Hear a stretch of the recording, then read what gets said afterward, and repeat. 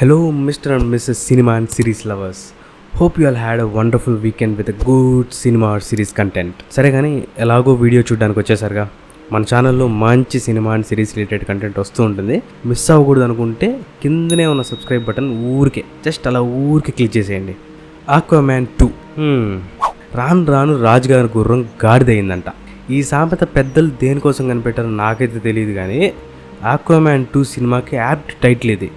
అసలు ఎందుకు ఇలా అంటున్నావురా అని మీరు అడిగితే చెప్తా అక్కడికే వస్తున్నా. అది ఆల్మోస్ట్ 6 years బ్యాక్ 2018లో ఆక్వామ్యాన్ 1 ట్రైలర్ రిలీజ్ అయింది. DC ఫ్యాన్స్తో పాటు మార్వెల్ ఫ్యాన్స్ అండ్ న్యూట్రల్స్ కూడా ఈక్వల్గా ఎగ్జైట్ అయ్యారు. ఎందుకనంటే ట్రైలర్ ఆ లెవెల్లో ఉన్నింది. సోది లేకుండా స్ట్రైట్గా చెప్పేశారు మొత్తం స్టోరీని. ఒక 2.5 నిమిషాల ట్రైలర్లో ఆల్మోస్ట్ 54 crores కలెక్ట్ చేసింది ఇండియన్ బాక్స్ ఆఫీస్ దగ్గర. ఓకే, కట్ చేస్తే 2024లో Aquaman 2 after 6 long years and రీషూట్ల తర్వాత ఫైనల్గా రిలీజ్ అయింది. And life time collections 26 crores.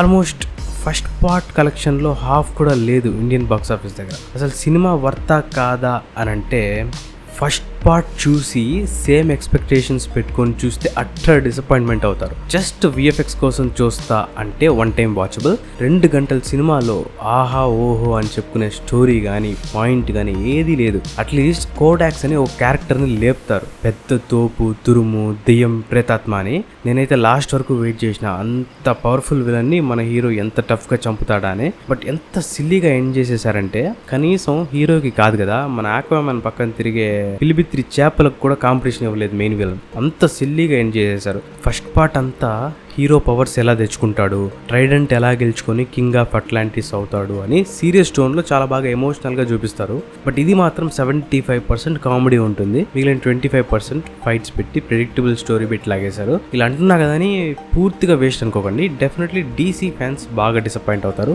Neutral audience and Marvel fans just VFX కోసం అయినా సరే జస్ట్ ఒక్కసారి హ్యాపీగా చూసేయచ్చు. అండ్ ఈ సినిమాలో నాకు నచ్చిన కొన్ని పాయింట్స్ అండ్ సీన్స్ అయితే, నార్మల్గా అన్ని సినిమాలో లాగా సినిమా స్కోప్లో కాకుండా ఆస్పెక్ట్ రేషియో చేంజ్ చేసి IMAX వర్షన్లో షూట్ చేశారు. అంటే పైన కింద బార్స్ ఉండవు, ఫుల్ ఇమేజ్ ఉంటుంది. అందులోనూ ఇది VFX బేస్డ్ ఫిలిం కాబట్టి మనకి ఆ వరల్డ్ అంతా చాలా బాగా కనిపిస్తుంది. అండ్ సెకండ్ వచ్చేసి డెవిల్స్ డీప్ అనే ప్లేస్ దగ్గర ఒక 10 minutes అడ్వెంచరస్ ఎపిసోడ్ ఒకటి ఉంటుందండి. లిటరలీ నాకైతే చూస్తున్నంతసేపు జుమాంజీ, జంగిల్ క్రూయిజ్, జర్నీ ఇలాంటి మూవీస్ చూస్తున్నట్టు అనిపించింది. ఎందుకంటే ఆ సెట్స్ అండ్ క్రియేచర్స్ అంతా నేను ఇందాక చెప్పిన మూవీస్లో లాగానే ఉంటాయి ఆ పర్టికులర్ ఎపిసోడ్లో అయితే. అండ్ నెంబర్ 3 వచ్చేసి world building.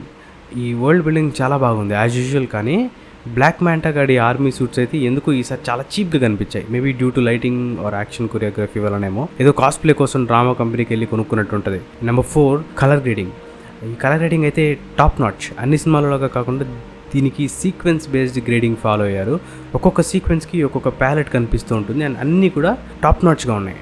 So final verdict ఏంటంటే, జస్ట్ క్యాజువల్గా ఒక VFX బేస్డ్ మూవీ చూడాలి, స్టోరీ లేకపోయినా పర్వాలేదు అనుకుంటే ఆరామ్సే చూసేయచ్చు. 2 గంటలు మంచి కలర్ గ్రేడింగ్, మంచి VFX, మంచి కంప్యూటర్ గ్రాఫిక్స్ చూసి ఎంజాయ్ చేయొచ్చు. నా రేటింగ్ అయితే 2 out of 5. అండ్ హే, మన ఛానల్లో లాస్ట్ వీడియో టాప్ 10 సిరీస్ అని చేశాను. ఇక్కడ క్లిక్ చేసి ఆ వీడియో చూసేయండి. మీరు కనుక సినిమా అండ్ సిరీస్ లవర్స్ అయితే ఛానల్ని సబ్స్క్రైబ్ చేసుకోవడం మాత్రం మర్చిపోకండి. మంచి quality cinema and series content వస్తూ ఉంటుంది. Meet you in my next video. Bye.